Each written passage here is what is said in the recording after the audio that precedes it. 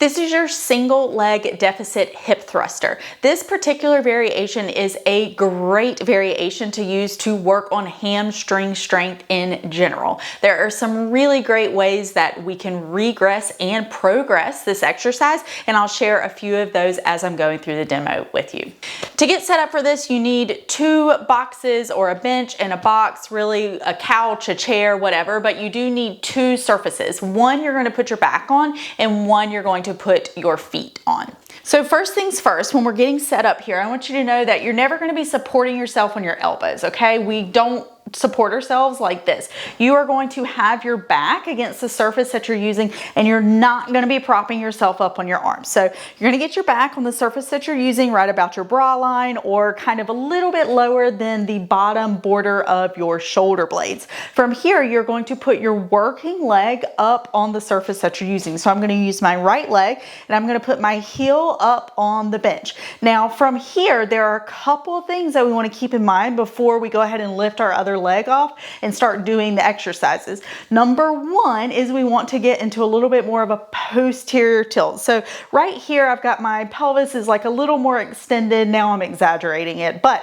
I want to make sure that I tilt my pelvis up towards my ribs before I start. And I want my pelvis to stay in this position throughout the exercise. Thing number 2 is I want you to get a really good exhale and just kind of let your ribs melt down.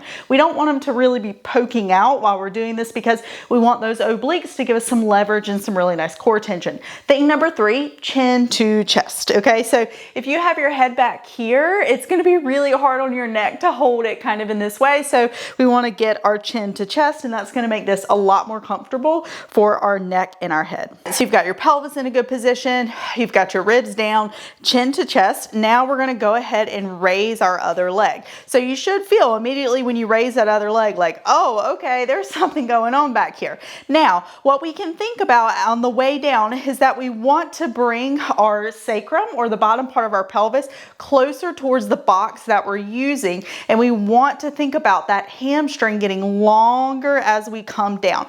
I don't want my low back to pop back like so, okay? I really need to keep that posterior tilt as I come down. So now I'm in the bottom position, and from here, I'm going to think about pulling my heel towards me to extend my hips up. And when I get to about right here, I want to continue to pull more than I think about squeezing my butt, okay? So we can squeeze the butt some, but I want you to keep pulling, keep pulling, keep pulling, keep pulling to reach your true hip extension. Hip extension just means the amount that we can extend the hip through here. I don't want you to get hip extension by doing this. Okay, so we want to keep that posterior tilt until we get to the very top of where our end range of our hip extension is, and then we're going to come back down. So if you're trying this exercise and you're like, oh my God, that feels so hard, then here is a great way to regress it a little bit.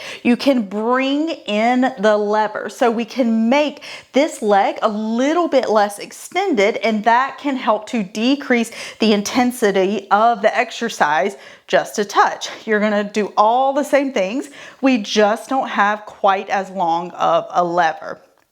If you're feeling like, all right, sweet, I got it, this is feeling really good, you've got 2 ways that you can increase the challenge or the intensity of this exercise. Way number 1 is by extending the lever. So you just extend your leg further out. You're going to keep all the same cues as we did in the original one. You're just going to be more extended, and coming up in that more extended position is definitely going to put more tension on the hamstring. Way number 2 to increase the intensity is to add a little bit of weight. I kind of like doing these with weight plates. You can do them with a dumbbell that you kind of place across your hip right here, but sometimes it can get a little wobbly. But there are lots of different ways that you can add weight, so you just find the best one that works for you. But you can put a weight plate right here. Then I'm going to get into position, posterior tilt, ribs down, chin tucked, and I'll come down from here and then come up, making to push all the way through, still pulling with the hamstring at the top.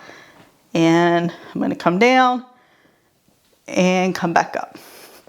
That is your single leg deficit hip thruster. This is an amazing, amazing exercise to be able to train for heel hooks and making sure that we are bulletproofing those hamstrings for our climbing. Make sure to keep all the parts connected and your hamstrings will love this exercise. All right, I'll see you in the next video.